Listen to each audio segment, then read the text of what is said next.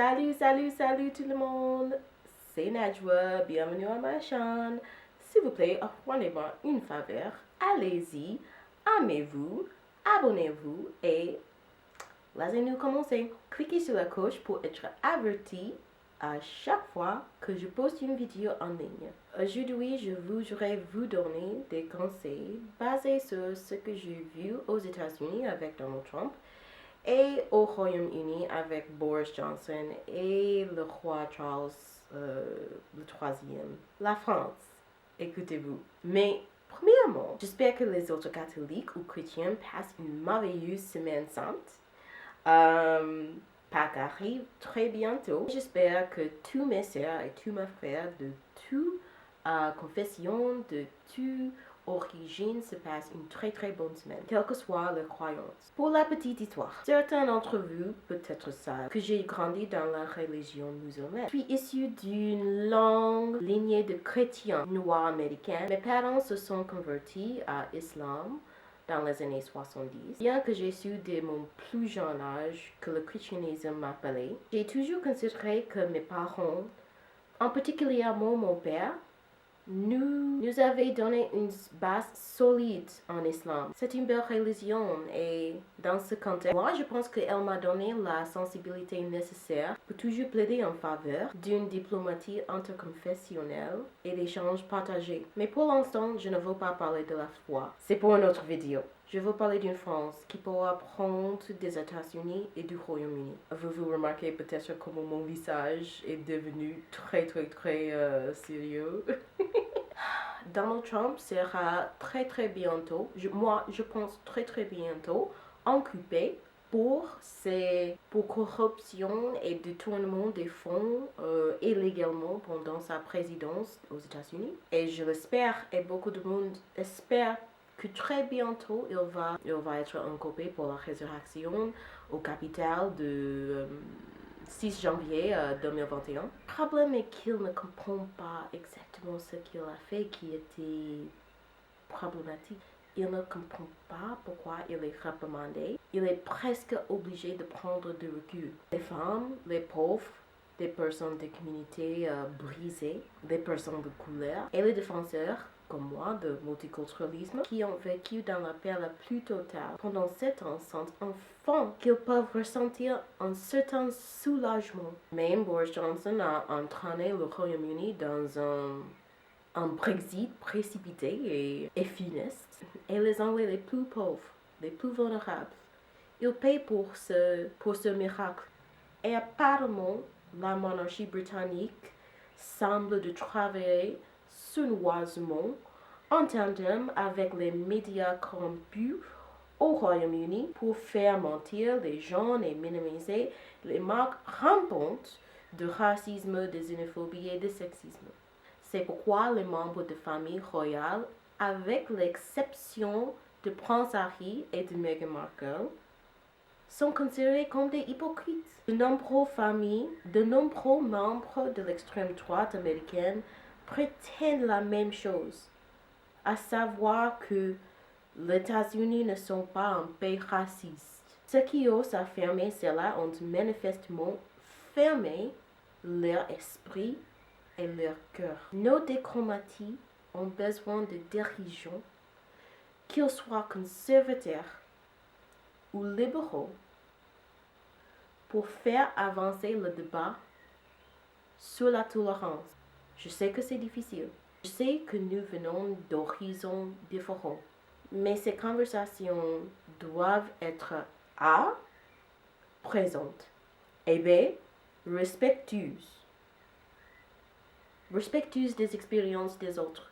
Moi, je pense que les dirigeants conservateurs sont capables d'avoir ces conversations. Mais il faut reconnaître que tout ne tourne pas autour d'eux, mais qu'il s'agit d'une vaste majorité. Mais il s'agit du vaste éventail de couleurs, de nuances, de croyances et de besoins. C'est juste ma vérité.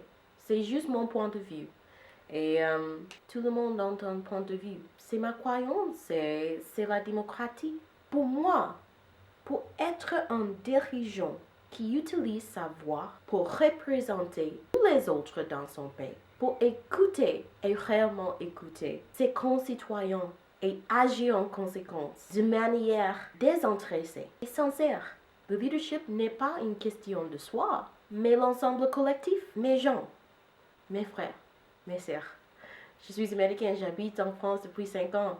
C'était la première chose que je suis tombée amoureuse. En France, la première chose depuis 5 ans, je suis tombée amoureuse avec le fait que il y a un ensemble de voix. Je pense que ce type de leadership conservateur existe. Vraiment, je pense que ça existe.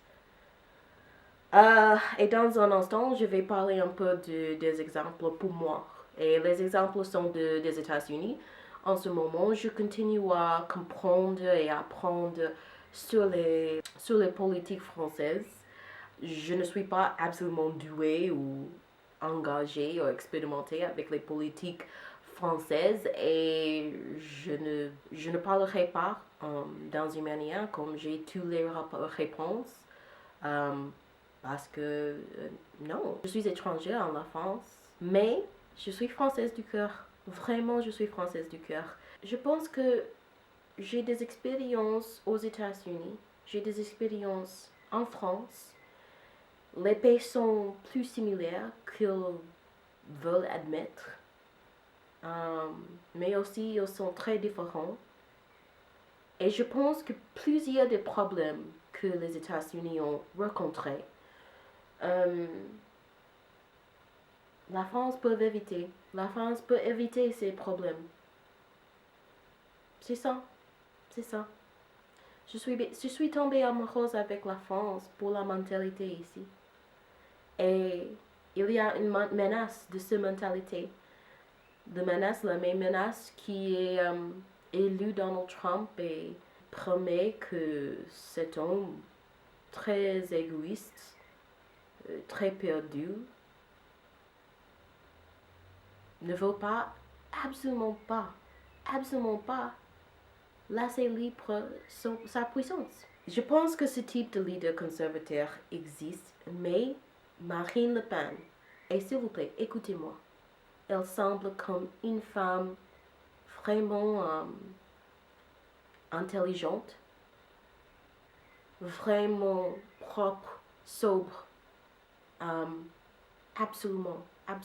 Mais Marine Le Pen, Donald Trump, Rishi Sunak n'en sont pas. Emmanuel n'est peut-être pas parfait, mais je vois quelqu'un qui place les idéaux et la bien-être de tout au-dessus des siens et des groupes similaires et les groupes qui possèdent un esprit similaire. Le compromis. Dans mon pays d'origine, je crois que certains présidents conservateurs ont pu avoir cette intelligence émotionnelle. Parce que d'être antiraciste, il faut être vraiment intelligente dans une manière émotionnelle.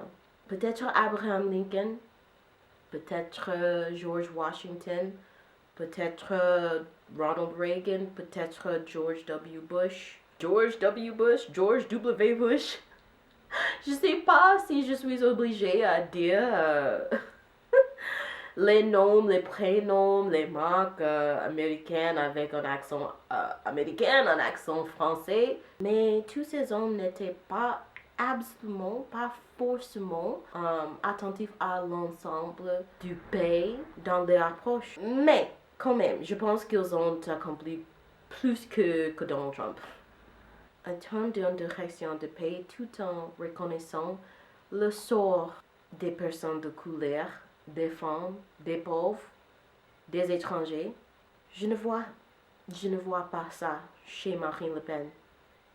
Et comme j'ai dit, je parle de mon point de vue en tant qu'étrangère, en tant qu'Américaine qui habite en France, en tant que femme noire. Comme j'ai dit, je pense qu'elle semble sobre, elle semble intelligente, elle semble engagée, elle semble expérimentée avec l'univers de politique, mais je ne vois pas cet esprit ouvert. chez Marine Le Pen.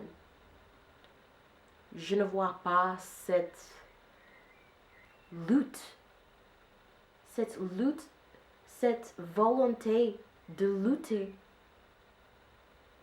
pour les pauvres, pour les noirs, pour les gens de couleur, pour les femmes. Je ne vois pas ça. Puis encore, l'économie souffrira des troubles sociaux, des troubles fiscaux même encore. Si ce pays a un dirigeant qui n'est pas intelligent émotionnellement. Liberté, égalité, fraternité. Liberté, égalité, fraternité. C'est ce que m'a fait tellement tomber amoureuse avec la France il y a 5 ans. Vraiment, c'est ça. Prenez-le d'une Américaine qui a vu les conséquences, tous les scénarios, toutes les situations et les possibilités horribles des dirigeants, conservateurs ou libéraux, qui n'ont pas considéré tout le pays, tout le monde, tous les peuples, tous leurs compatriotes. Prenez cela en considération, s'il vous plaît, la France. Et j'espère que j'étais sensible et que je n'avais pas de l'air d'égoïsme ou je sais pas, parce que c'est pas mon but d'être égoïste. Vraiment, j'ai vu pendant 7 ans une mentalité absolument fermée, menacée à détruire un pays que j'aime beaucoup. Et aussi le Royaume-Uni. J'aime beaucoup le Royaume-Uni, mais ce menace, ça existe là-bas aussi. Donc, prenez cela en considération et votez sagement. S'il vous plaît, votez sagement, parce que je n'ai pas voté jusqu'à au moins 5 ans.